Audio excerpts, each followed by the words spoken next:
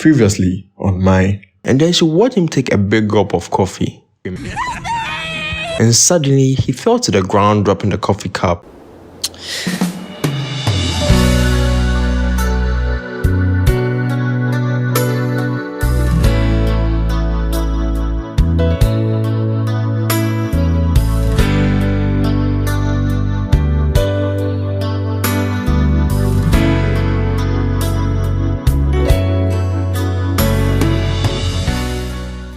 Two detectives came in a few days later to ask questions about Natalie's boss's death. They set up in the conference room and interviewed all the employees. Before it was Natalie's turn, there was a rumor that they were trying to find out his habits since they found traces of cocaine and alcohol in his blood. Soon enough, it was her turn, and she answered all the questions of the two detectives she came to know as Detective Jamie Staff and Ryan Booth. Wait, what? You can't make this up. It literally said Ryan Booth in the script, like the Quantico nigga.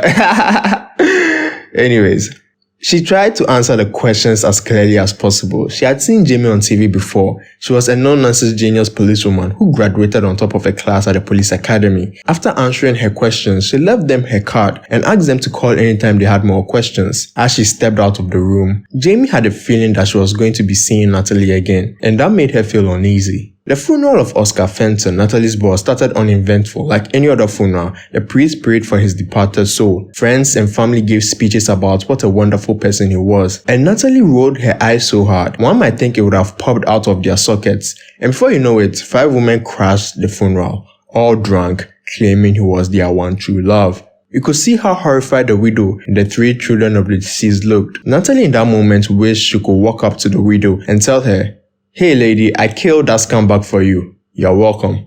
But instead, she congratulated herself for a job well done and left the church. She thought about Derek on her way home. He was so sweet. When he read about her boss's death in the paper, he called to check on her to see if she needed anything. The Avengers panel was a month away and she was going to call and invite him when she got home. When she settled in at home, she mustered the courage to give Derek a call. "Hi Derek, I didn't know if you're busy the next month, specifically on the 3rd. I have the Avengers tickets. Scarlett Johansson is going to be there. It's 2 days. Wow, you caught me at the right time, Natalie. I was about to buy those tickets myself and ask you. Tiff doesn't find these movies interesting." "Yeah, I'll go. I'll pick you up." "Oh, great. See you then." After the call, Natalie was smiling ear to ear. She couldn't wait for the day to come and she was going to count down the days till then. The rest of the month moved pretty slowly. Although Natalie was quite busy, her office hired a replacement for her dead boss, a woman this time, which Natalie was relieved about. She was tasked with helping the new woman assimilate into the office.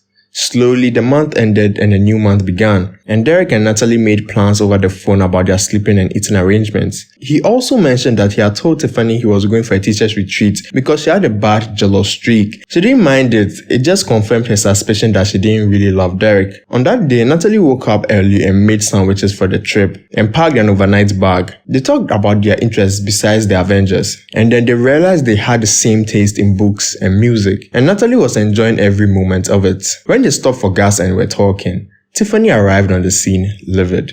She walked over to them and slapped Natalie hard across the face. She then proceeded to cause a scene, screaming on top of her voice and shouting obscenities at Natalie. Apparently, she used Find My Phone to track Derek and realized he didn't go to the location he had told her. After he calmed her down, he apologized to Natalie and got her a cab to take her home.